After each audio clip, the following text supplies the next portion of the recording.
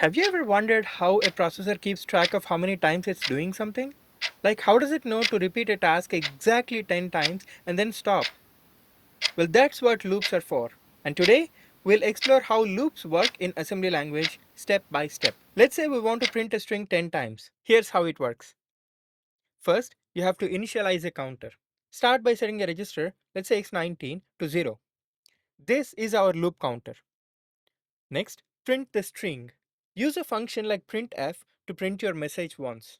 After printing, use the add instruction to increase the value in x19 by 1. Next, check the counter.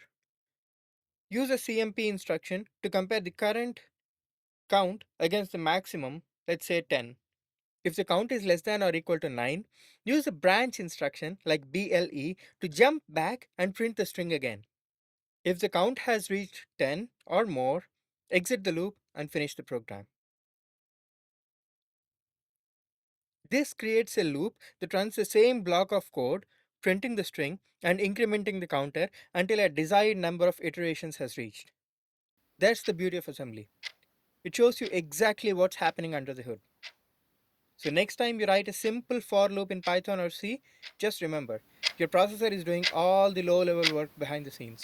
Thanks for watching, and in the next video, we'll explore how to make your loops more dynamic. Until then, bye-bye.